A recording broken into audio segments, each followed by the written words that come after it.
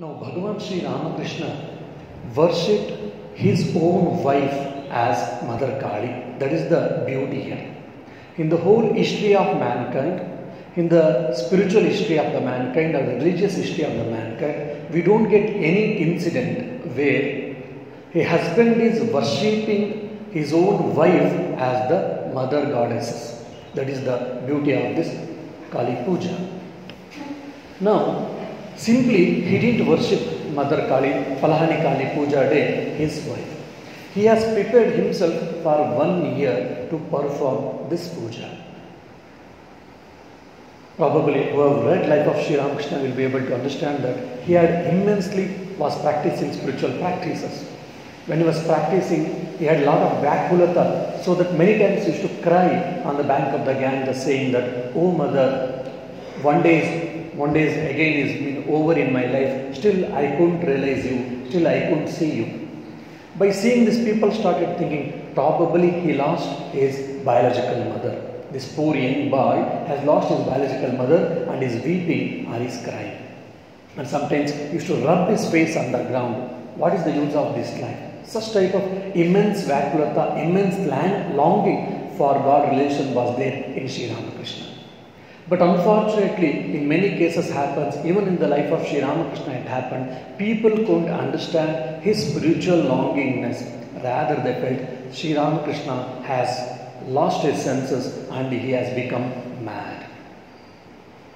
This type of air news started spreading and it also went to his hometown, that is Kamarpukur. When the mother heard this, it was already for him, it was 23 years by this time, 22, 23 years. She heard that my mother has lost his senses. Then probably any householder person, any worldly person say, probably you tie a knot to him. You put a knot to him, everything will become alright. Then they were searching for bridegroom and immediately telegram was sent to Dakshineshwar, Calcutta for Sri Ramakrishna saying that your mother is serious, your mother is ill. Sri Ramakrishna comes to Kamarpukur, to his hometown village. Their mother is all right. Then secretly they were searching for the bridegroom. Again they come from very poor background. They had to have a square meal itself was difficult for them, for their parents and for their brothers. After 2-3 days, Sri Ramakrishna himself says, "You are searching for a bridegroom for me. Don't search here and there. You go to Jairam Bhati and Ramchandra Mukhopadhyay's house. There is a one girl which is marked for me." Now, Sri Ramakrishna's mother and Sri Ramakrishna's elder brother, they were thinking that if we tell for Sri Ramakrishna, probably he may reject that to marry, so that they had kept him a secret. But when Sri Ramakrishna himself said, they were all astonished, but still they went to Jairam Bhati and they approached the Ramchandra Mukhopadhyay's house, and there was the bridegroom of the age of 5. The child marriage was very prevalent at that time, that we should remember. So 23 years of Sri Ramakrishna and 5 years of Holy Mother Sharda Devi, both were married. Then since she was a small child, after marriage she was taken back to her parental house. Then after 7 years, again Sri Ramakrishna meets Holy Mother Sharda Devi for 1 or 2 months. Then after again 4 or 5 years afterwards, when Holy Mother Sharda Devi was 18, again the rumors were started spreading that Sri Ramakrishna again he has become mad. He has lost his senses. He laughs it seems, he cries it seems, he always calls mother, mother, mother, and suddenly he falls, etc. Probably any person, any wife or any present-day woman, if that, what God, I married to a insane person, married to a mad person, what my fate is. Generally we curse the fate, we curse the God, etc. We curse our parents. But Holy Mother Sharda Devi thought, now being a wife, it is my prime duty to go and serve my husband. Whatever is possible, let me serve my husband and take care of him. But she was very shy nature, so she was unable to ask directly his father. He was just waiting for a situation. Then that was the Snana Yatra day. Snana Yatra day, on the auspicious day, generally people go to the banks of river and they take bathing. So Snana Yatra day was fast approaching. Then Holy Mother Sharda Devi approaches his father and she said that, Father, if you allow me, I would like to go to Calcutta to have a holy duck in the Mother Ganges. Then his father was also equally sharp. He understood why all of a sudden my daughter is asking for holy dip in the Ganges in the Snahayatra day. Then he says, okay, pack your things, pack your clothes and etc. Let me leave you with the son-in-law and let me come back. And she was left in the with Sri Ramakrishna. 2 or 3 days he saw, and Ramchandra Mukhopadhyaya, he didn't find any indifference or any problem with Sri Ramakrishna, his son-in-law, and he came back to his village. Sri Ramakrishna's age was probably 35 at the time. He was in prime youth, and at the same time, Holy Mother Sharda Devi's age was around 18. So both are in their young age and adolescent age. Both are looking very handsome, etc. And both were sleeping on the same bed in the same cot, but they never had any physical relationships. Many times, Sri Ramakrishna used to get up in the midnight and used to tell his mind, "Oh mind, the whole of the world, the whole mankind is obsessed with this body. They want to enjoy this body. So if you want, even if you want to enjoy the body, let you enjoy, but don't be hypocrite." This was the sentence uttered by Sri Ramakrishna, and he was about to touch Holy Mother's body, but immediately Sri Ramakrishna's mind used to withdraw and used to go to samadhi. His mind used to merge in the God consciousness. So this happened. He tested himself for a long time. Before that, 12 years of intense spiritual sadhana was made by Bhagavan Sri Ramakrishna. Then Sri Ramakrishna attained the stage of Dagda Bija Avastha, which is told in Patanjala Yoga Sutra.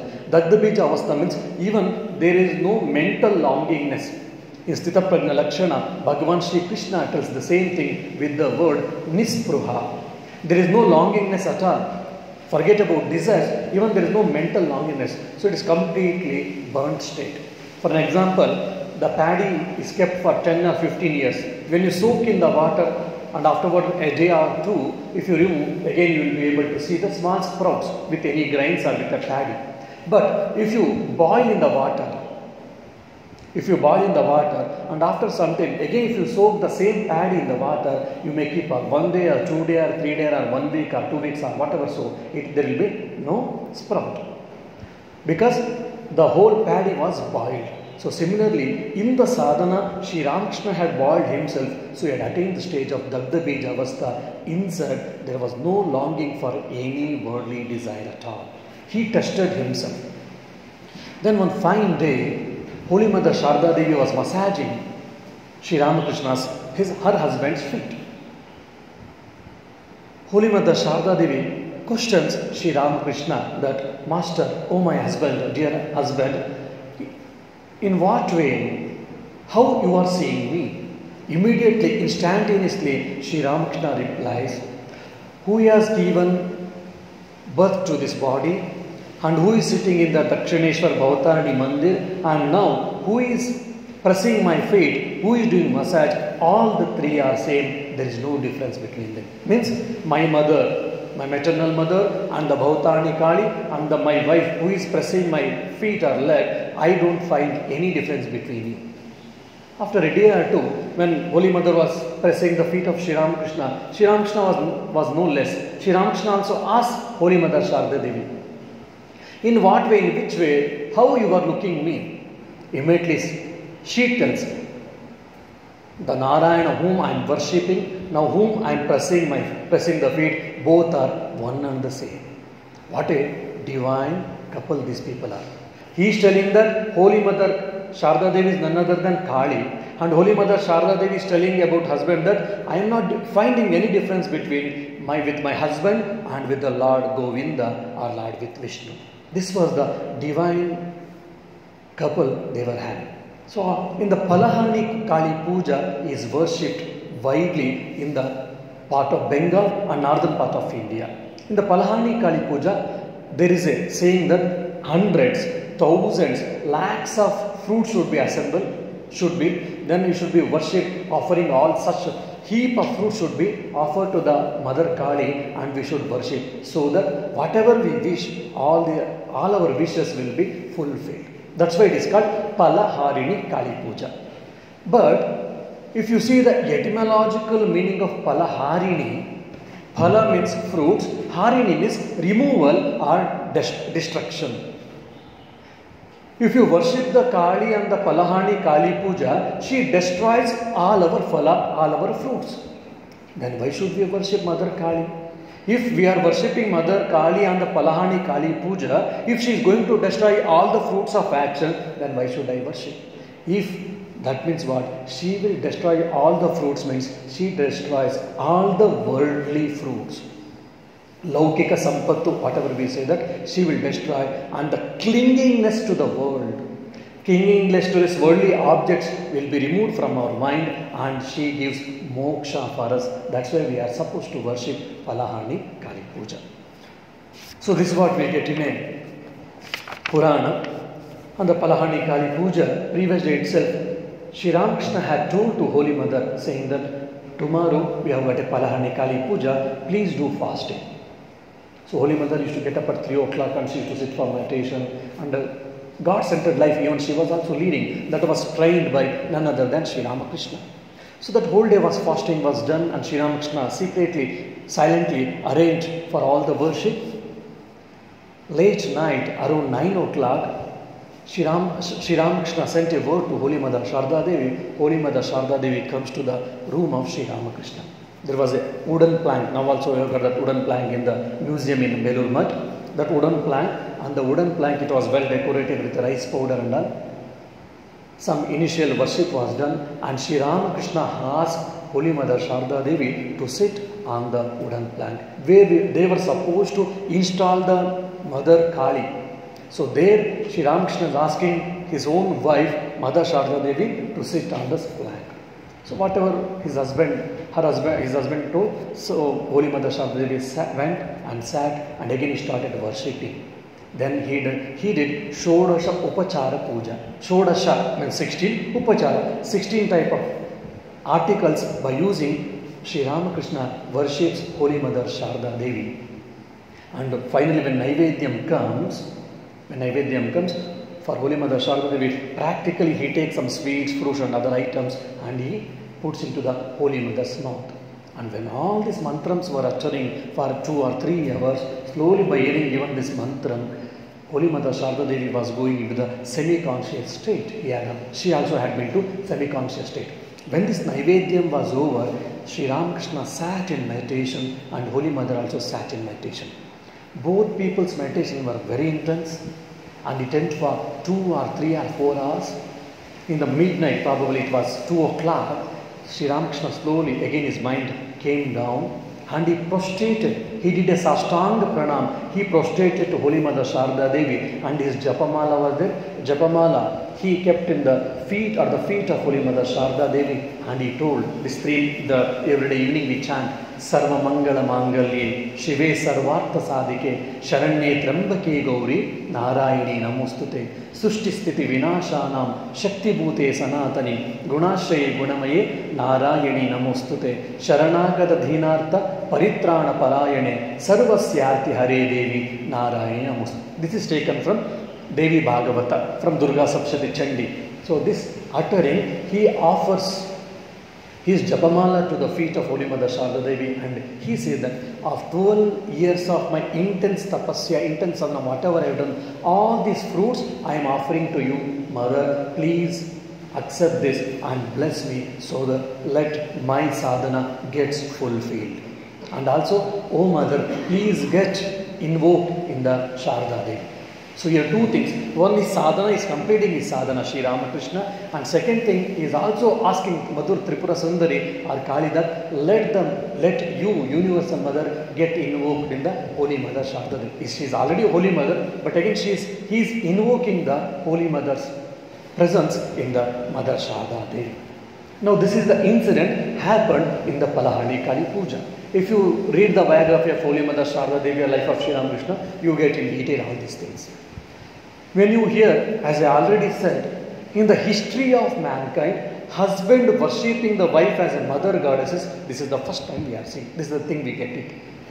And in the present day, we all see or we all speak and we all hear about woman empowerment. We have to respect women. We have to treat the woman as at par, etc. We speak. But Sri Ramakrishna practiced this beautiful idea in his life to the epitome in his life. Because we should respect, we should have a mutual respect, we should give freedom to women, we all speak. But Sri Ramakrishna worshipped his own wife as a mother goddess. Then this is the ultimate, or this is the probably the final respect to any woman. Now, why did Sri Ramakrishna worship this Palahani Kali Puja? What is the significance of Kali Puja? That we have to understand. That is the beauty of it. Now, why did I take this Palahani Kali Puja?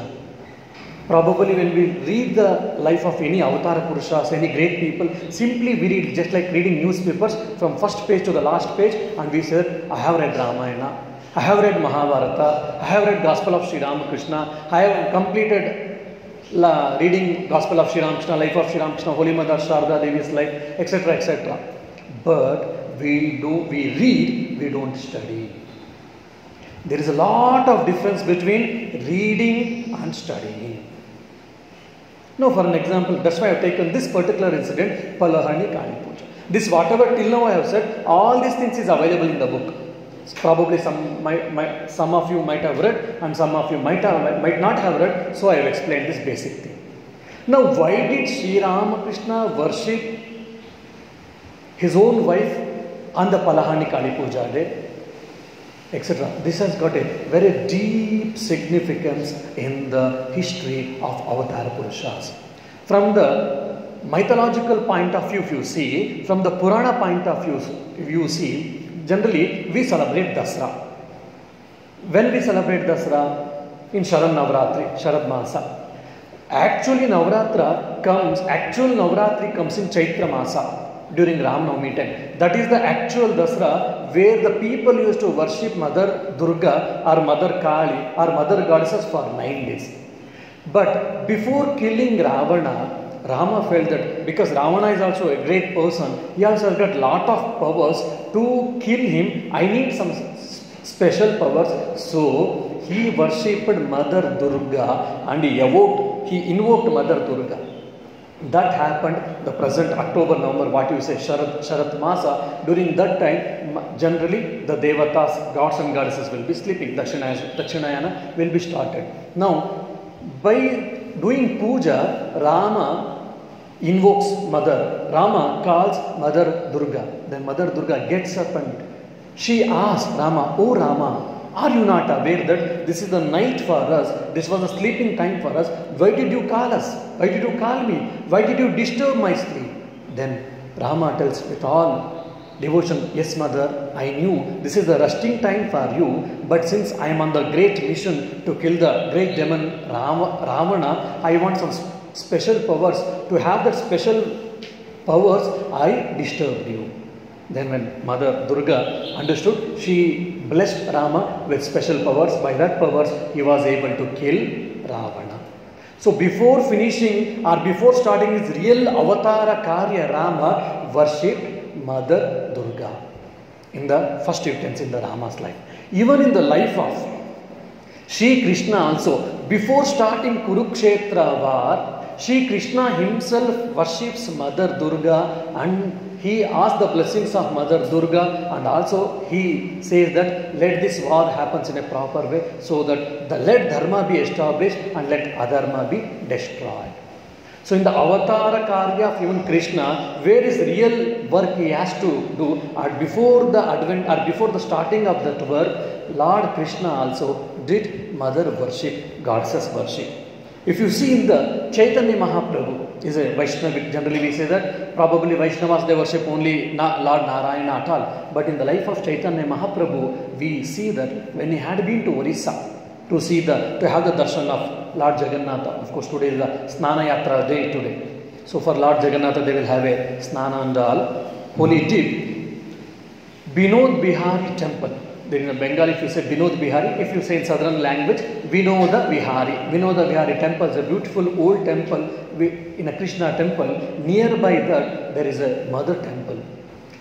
Lord Chaitanya Mahaprabhu goes and worships Mother Goddesses, and he invokes the blessings of Mother Goddesses and says that I have to start my work, please bless me. Even same thing we can see in the life of Adi Shankaracharya. In Saundarya Lahari, he mentions this point. So if you see the life of every Avatara Purusha, either Rama or Krishna, Ramakrishna, before starting their actual work, everyone worshipped the Mother Goddesses in some or other form. They invoked the blessings, they received the blessings of Divine Mother, and they started. So the importance of Mother worship, the importance of Goddesses worship, we can see in these people. So before starting of their real Avatara Karya, Avatara Leela, all of them, they worshipped Mother Goddesses. Keeping this tradition, even Sri Ramakrishna, before starting his Avatara Karya, Avatara Leela Karya, even he did Mother worship. Now, Palahani Kali Puja.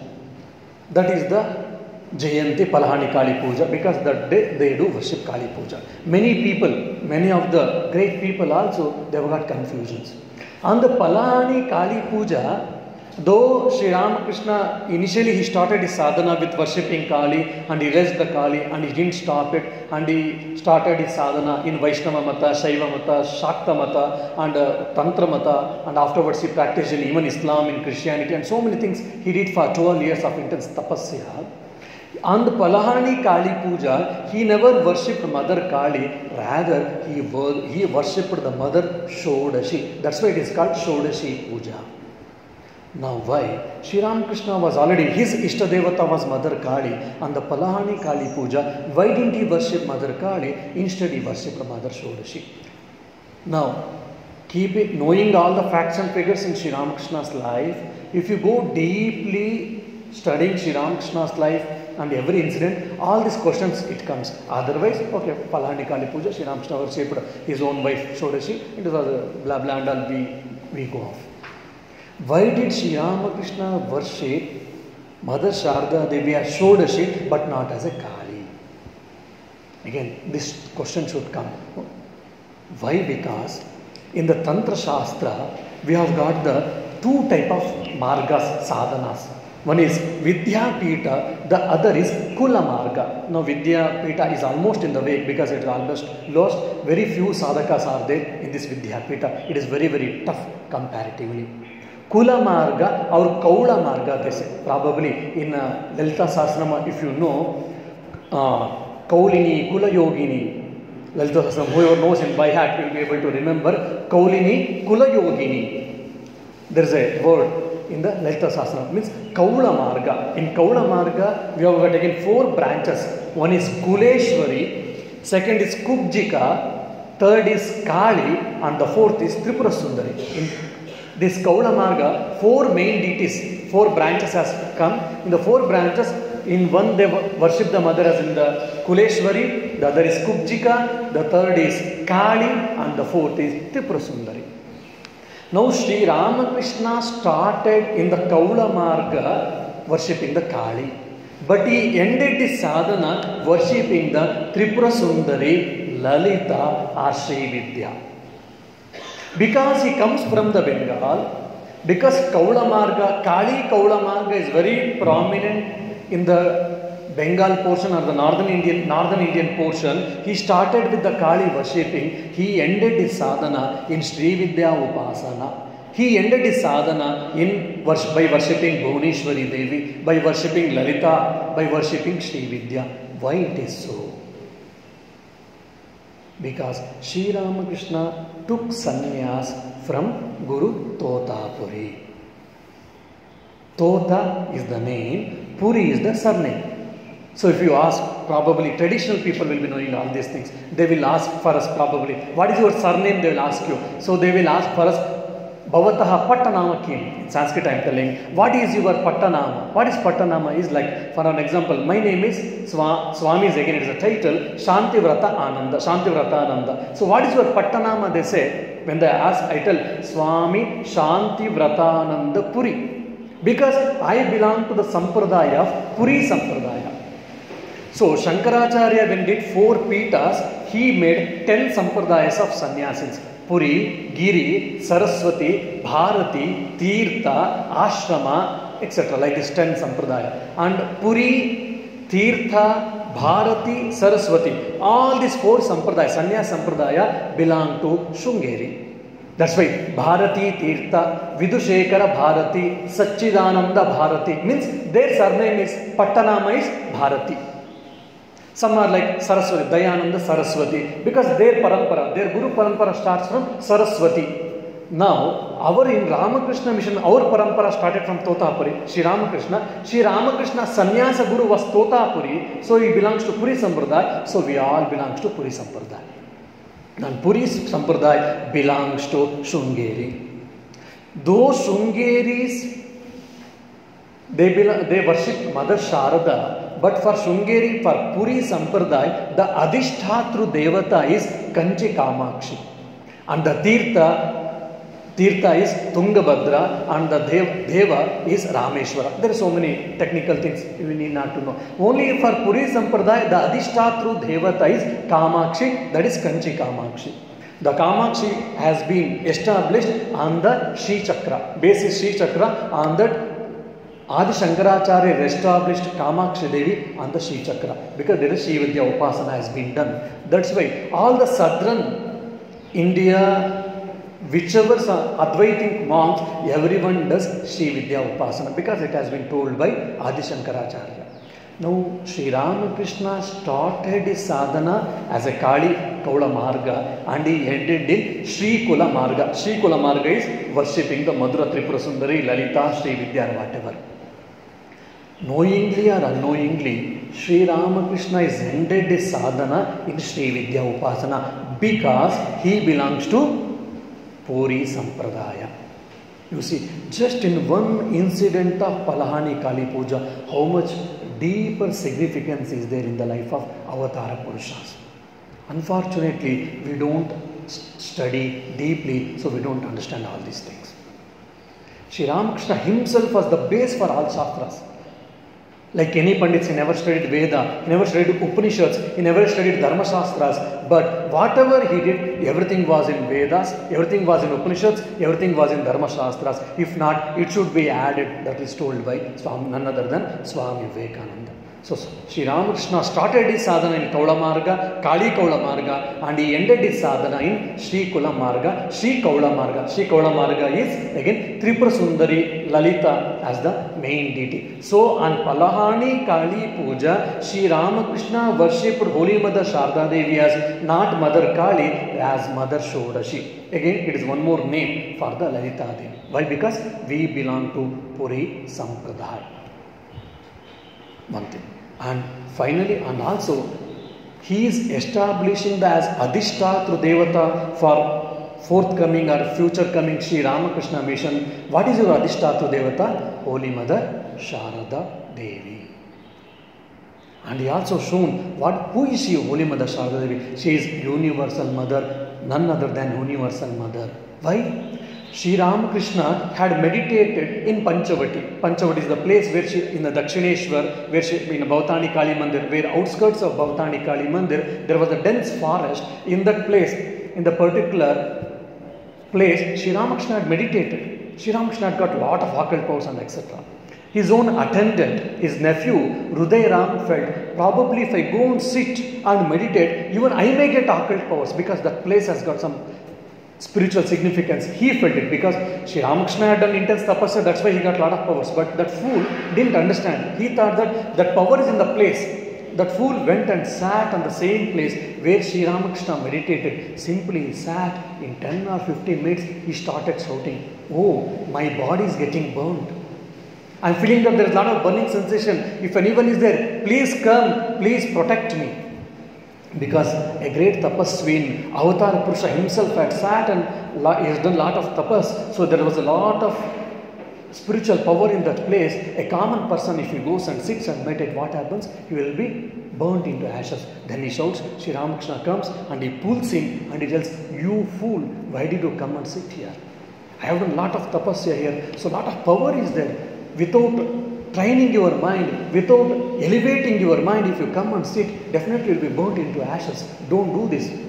From tomorrow onwards, never come and sit here, he tells.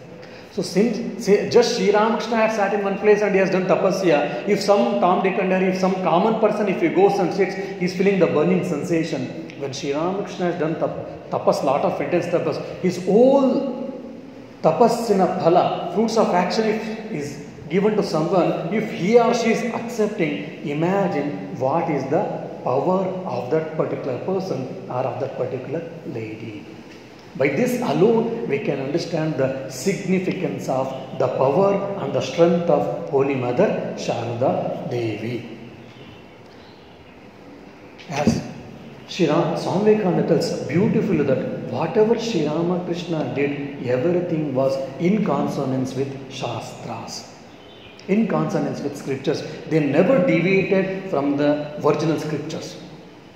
That we can clearly see in the life of Bhagavan Sri Ramakrishna. His every act, his every tapasya, his every type of sadhana was recorded in either Bhagavata or in Vedas or in Upanishads or in some other Dharma Granthas or some other Bhakti Granthas, Bhakti Grantha, scriptures. So all these things were told very clearly by Bhairavi Brahmini. Till some particular date, everyone felt that Sri Ramakrishna has become mad, Sri Ramakrishna has become mad, Sri Ramakrishna has become mad. But keeping the Shastra as the base, because Bhairavi Brahmini was a Pandit, she was a Pandit, when his own experience, everything she used to narrate, and she used to correlate with the scriptural statements, in particular Bhakti Shastras. This has been narrated. In the life of Chaitanya Mahaprabhu, it has been told. In the life of Radha, it has been told. In the life of Krishna, it has been told. In the life of Rama, it has been told. In such and such a Purana, it comes. In such a Veda Vakya, it comes. In such and such a Upanishad, these words. When all these things was told by Bhairavi Brahmani, the then great Pandits, they were alarmed. And they said that, yes, unfortunately, we never understood the greatness of Sri Ramakrishna. All of them in the Pandit Sabha, they all accepted and they did Sashtang Pranam to Sri Ramakrishna, saying that whatever you are saying, it is true. And Sri Ramakrishna is none other than Avatara Purusha in the present day. This was told by Bhairavi Brahmin. So, of their every act, every thinking has got a deeper significance. Unfortunately, we don't understand. Why? Because we don't study, we read very superficially. Now, Sri Ramakrishna's, if you see Sri Ramakrishna, great master, Swami Shardanji Maharaj, beautifully narrates that Sri Ramakrishna finishes his sadhaka bhava and he enters to the Guru bhava. So, before finishing sadhaka bhava and enters, before entering a Guru bhava, he finishes his Palahani Kali Puja or Shodashi Puja.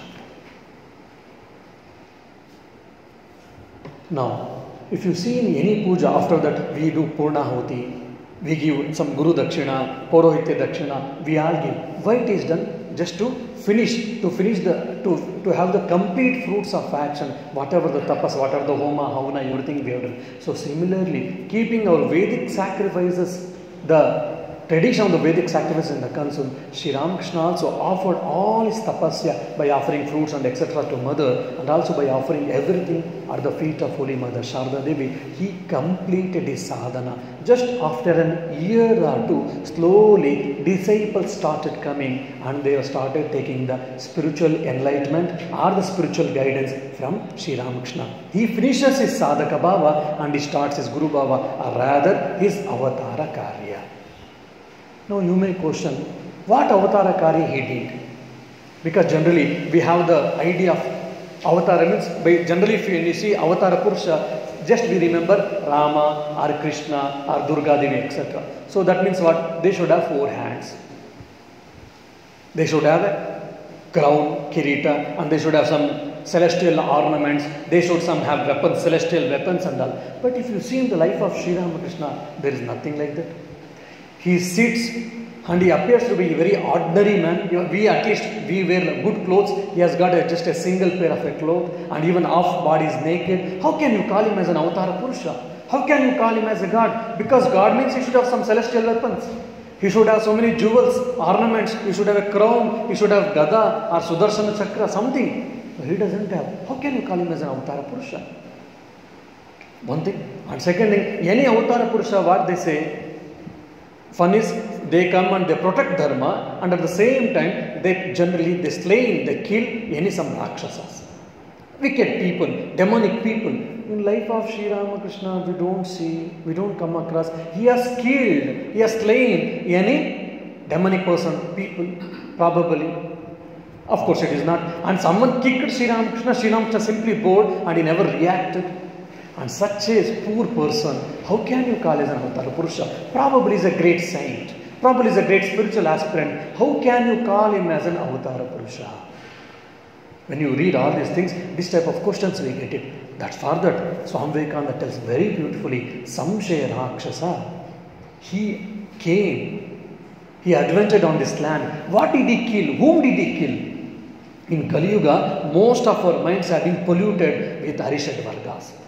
In Ramayana time, in the Treta Yuga and Dwapara Yuga, there were packets of people, probably 100 people, 1000 people or 10,000 people, demonic people. If you kill all of them, then the whole Mother Earth would have been clear. Now in the Kali Yuga, more than half or more than 70% or 80%, or I don't know. So most of them or many of them are polluted by this Arishad Vargas. So if Avatara starts killing, so 70% of the human population he has to kill. So he never made an attempt. Rather, whatever the problem in the Kali Yuga we had, that is what Samshaya Rakshasa. So he tried to kill that Samshaya Rakshasa existing in every individual human being. Then what do you mean by that word called Samshaya Rakshasa? Probably in Telugu, whoever knows Telugu will be knowing that Anumanam Peddarogam. We have got lot of doubts. What type of doubts? And what we have got doubts? In the Kali Yuga, we have got doubts about the existence of the God. We have got doubt about our own forefathers' intelligentsia. We have got doubt about our own religion. We have got doubt about our own culture. We have got doubt about the scriptures. All over the forefathers or the rishis, all the great people, whatever they have given the greatest wisdom for us, we have got doubts about all of regarding them. So to kill this samshaya, this is the root cause for all of our suffering. This is the root cause in the Kali Yuga for all of the entire humankind. So Sri Ramakrishna came and he tried to kill this samshaya rakshasa, the demon called doubt. Demon doubt he tried to kill. If you see in the life of Sri Ramakrishna, this again has to be very clearly understood. Swami Vivekananda comes and he directly asks, "Oh great man, have you seen God?" Sri Ramakrishna instantly tells, "Yes, I have seen God. I have seen much more than seeing you. I am seeing you much more clearly. I have seen the God. If you want, I can show also God. But how many of you want God? Because people shed lot of tears for women, for gold, for land. But where are the people who shed the tears for the God?" He tells. So first thing, I have seen God. So Bhagavan is trying to establish, Sri Ramakrishna is trying to establish the existence of God. First thing. Second thing, if you want, I can also show you the God. So many of the so-called rationalist, so-called scientist, so-called scientific tempered people, they say, if we in the science, in the materialistic science, in the physical science, whatever we say, we can show. We can prove. In spirituality, you people cannot show, cannot prove. How can we accept? It is just hypothetical arguments. It is just mere thinking. We cannot accept. We cannot accept because we cannot show. But Sri Ramakrishna is telling here very clearly, if you want, I can show the God also. Means, whatever I say as spiritual practice, karma yoga, or bhakti yoga, jnana yoga, raja yoga, or whatever the path, whatever I tell, if you practice that path, follow that path sincerely, seriously, definitely you can also see the God. You can also realize the God. You can also see that ultimate truth. You, the ultimate truth, realize the ultimate truth. This assurance has been given from this modern Avatara Purusha. Second thing. Third thing, again he tells the fact. You people speak about God. You people discuss about God. But you people really want woman, gold or power position, but you people don't want really God. That's why you are unable to see the God, unable to see the God face to face. If you want to see the God, definitely you can see the God. This is one just example. Swami Vivekananda, Sri Ramakrishna told, yes. And Sri Ramakrishna, by doing sadhana in his own life, again he established the truths, whatever has been told in the Vedas, in Upanishads, in Purana. That's why Swami Vivekananda, afterwards he tells, Swami Vivekananda's life is nothing but the spiritual laboratory. This is the word, beautiful word, spiritual laboratory. What did Sri Ramakrishna do? Sri Ramakrishna made his life as a spiritual laboratory, and his whole of his life he made lot of experiments with God and the path connected to God. Now Avatar Purusha, if he comes and he kills some people or he blesses some people, that is not only Avatar Purusha's karya, rather he changes the mental attitude of the people. The whole mankind's thinking itself gets changed. If you see, when Sri Ramakrishna came to this world, what was the situation in the India? Because Mughals and Dutchess, French, Portuguese, British, again and again we were attacked, we were ransacked. First, we were plundered. Most of the Indian wealth was plundered first. Second thing, we didn't have any physical freedom. The third, when this, especially Britishers and all came, they started thinking that for a long time we cannot hold these people in our hand. If we want to rule this country for longer time, we have to demoralize them.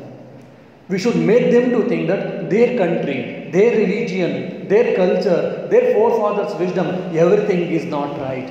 Everything is inferior in nature, and the culture from the Britain, the culture from the England is superior to us. When we can create such type of environment, such type of mindset, we can rule the country for a longer time. So very planfully, they created all these things. That's why Ramayana Mahabharata is a myth. They tell that most of us, or many of us, even we have got of the opinion, but neither Ramayana nor Mahabharata is a myth. These are the two books, history books. Itihasa Granthas, Ramayana Mahabharata, in the 18 Puranas written by Vyasa, in that 18 Puranas list, neither Ramayana is there nor Mahabharata is there. Fortunately, unfortunately, we Indians, we never thought even the simple thought. It was created by Britishers. Rajgopalacharya tells very beautifully. If Sri Ramakrishna and Swami Vivekananda had not taken their advent on this earth, whatever today we have got India and Hinduism, we would have lost, and the India and the Hinduism would have been lost and would have been completely converted to a different culture and different religion. Because these two great people came with these two people's power, whatever the India is there today, whatever the Hinduism is there today, it is holding on to. So all this greater significance is there in the life of Avatar Purushas. Either you take Swami Vivekananda, Sharda Devi, Sri Ramakrishna, Rama or Krishna or Chaitanya Prabhu, all these people's life. That's why Bhagavan Krishna tells in Bhagavad Gita, Divya che me divyam, my life, my work, everything is divya, everything is celestial, everything is divine. But fools people don't understand. Very few people who are spiritually advanced, they will be able to understand. And who understands my work, my way of work, my way of avatara karya, they will be enlightened, they will get emancipation. Janma karma cha me devyam evam yovetti tattvada tektva deham punarjanma naiti mameti sorjuna. Janma karma cha me divyam. Me means my janma, my birth and my karma, my actions are divyam, they are very divine. Janma karma cha me divyam yo veti tattvata. One who understands this greater truth, subtlest truth, yo veti tattvada tektva deham. One who after abandoning his body, tektva deham punarjanma, there is no rebirth for them. See what a beauty. That's why we have to understand who is these people. What generally why we go to temple, that's why I always do a joke, Rangame Daivam, Pangale Prasadam. There is a Tamil quote, Rangame Daivam, Pangale Prasadam, Kambame Tandi. We go to some temples, we all worship, we give Ashtota, we do some Ashtota Sastranama, we all, and they tell some mantras, it is in Sanskrit, for us it is a French, Greek, Latin, we don't understand anything. With all great devotion we will be standing and we will offer our prayers, oh God, let me have. We will give a list, I want this, I don't want this, and then we give a list, we worship, and afterwards we come out, and whatever the prasadam they give, we eat, and if there is a tap, we wash our hands. Otherwise, whatever we eat, simply we put on the wall or on the some the pillar of the temple, and we eat coconut, whatever the prasad coconut is there, we break it and we eat, and we talk all sorts of nonsense, and even in the temple, and we come and say, we had wonderful darshan of the Lord. I was feeling that Lord himself is getting up and coming. Why? Because there is a lot of golden ornaments and a lot of lighting system was there. So because we have been boiled out all our dharma, all our dharmic practices here. That's why we are unable to understand what is dharma. So most of the people in this 19th, 20th century, they tell, if you want to understand the truth, ultimate truth, if you understand what is dharma, read life of Sri Ramakrishna. Study the life of Sri Ramakrishna. All the greater people are the greatest people in this 2 centuries who have come after the advent of Sri Ramakrishna. Directly or indirectly, everyone were influenced by Sri Ramakrishna. And many freedom fighters, most of the freedom fighters were influenced by Swami Vivekananda. So these people, when they take birth, they didn't come simply and for 10 people or 100 people simply they bless or they give some miracles and they go. It is not so. That is only at superficial level it happens. If you study Ramayana, Mahabharata and these people's life deeply, there are a lot of hidden jewels in these things. But unfortunately, that type of tradition of deeper study we have lost now today. See, one incident, I can tell you so many things with this Palani Kali Puja itself.